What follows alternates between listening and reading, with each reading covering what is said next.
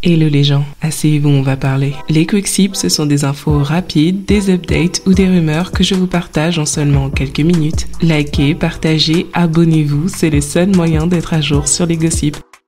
Écoutez, la vidéo risque d'être un peu courte, mais il fallait que je fasse une update car on vient d'assister à un énorme retournement de situation. On va tout oublier, ok? On va faire comme si c'était rien passé. Parce que en vrai, il s'est rien passé. Pour ceux qui savent pas, Kendrick Lamar est actuellement en guerre contre Drake et J. Cole. Il les a totalement clashés sur l'album de Future et Metro Boomin en réponse à leur propre collab First Person Shooter. Allez voir mes précédentes vidéos pour savoir tous les détails. Jusqu'à la semaine dernière, personne n'avait répondu au couplet sauvage de Kendrick Lamar. Drake avait fait un discours de développement personnel et J. Cole était parti se cacher. On sait maintenant qu'en fait, il se cachait pas. Il était en studio en train de préparer la sortie de sa mixtape, My Delete Later, mixtape qui contenait sa réponse à Kendrick Lamar, son diss track 7 Minute Drill. Je vous disais que pour moi, J. Cole avait l'air de se retenir sur la chanson. Malgré que c'était un assez bon diss track, ça me donnait plus l'impression d'être seulement un avertissement. Il dit plusieurs fois qu'il est chargé à bloc, donc je pensais qu'on allait enchaîner les diss tracks après ça. En fin de compte, pas du tout. J. Cole a pris la parole lors de son festival, littéralement 2 jours après la sortie de sa mixtape, pour expliquer son état d'esprit. Proud of that project, except for one part. It's one part of that shit that make me feel like, man, that's the lamest shit I ever did in my fucking life, right? And I know this is not what a lot of people want to hear. I know I can hear my niggas up there right now like, nah, don't do that. But I gotta keep it 100 with y'all. I damn near had a relapse, right? Because y'all heard that bazooka that was dropped on the motherfucking game, right? So all of this time of me moving on my own accord, for the first time I was tested. Cause I got the world and I got my niggas like, what you gonna do, Cole? Boy, I must have had 1,000 missed calls. Oh my fucking God. Text flooded. I couldn't even answer my shit. Nigga, it's wartime. Right?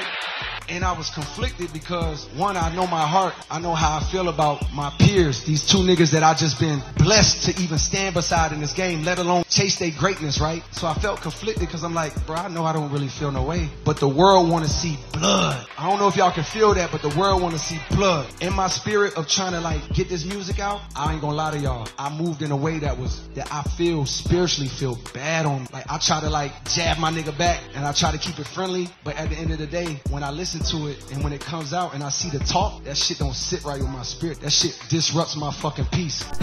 Bah voilà, vous l'avez entendu. Il regrette. Qu'est-ce que vous voulez que je vous dise? Je peux comprendre son état d'esprit. J. Cole est un rappeur conscient et comme il le dit, il n'est absolument pas dans les histoires de controverses. Si vous le suivez un peu, vous devez savoir qu'il n'est pas du tout dans cette énergie-là. Au-delà des battles de rap, le plus important c'est qu'il soit en accord avec lui-même. Donc voilà, on est tous très contents que Jésus soit dans sa vie et qu'il ait répondu à ses prières. Amen. Ceci étant dit, est-ce que Jermaine a perdu l'esprit? Ou bien c'est quoi son problème exactement? Y'all be weak in the knees, stand up! Stand up! On voulait juste un bon battle de rap, c'est tout ce qu'on voulait. Des vrais punchlines, des vrais diss tracks, de la vraie bonne compétition. Au lieu de ça, on est bloqué dans un univers parallèle où l'un des meilleurs rappeurs de notre génération baisse son pantalon en direct live pour se la prendre bien profond et on est obligé de le regarder faire.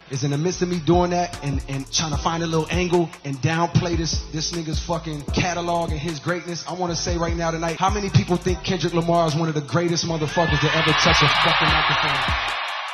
Dreamville, y'all love Kendrick Lamar, correct? As do I. So I just want to come up here and be like, publicly be like, bruh, that was the lamest, like, goofiest shit. It made me feel like 10 years ago when I was moving incorrectly. And I pray that God aligned me back up on my purpose and on my path. Pray that my nigga really didn't feel no way. And if he did, my nigga, I got my chin out. Take your best shot. I'm gonna take that shit on the chin, boy. Do what you do. You know what I mean? Like, all good. Like, it's love. I pray that y'all are like, forgive a nigga for like the misstep and then I can get back to my true path. Cause I ain't gonna lie to y'all. Past 2 days felt terrible. It let me know how good I've been sleeping for the past 10 years. Ok, tu veux pas faire de battle. Ok, tu regrettes ton diss track. Mais là, ça va trop loin. Je peux pas cautionner ça. Vas-y, frappe-moi, fais ce que t'as à faire. Je vais rien te dire. Pardon.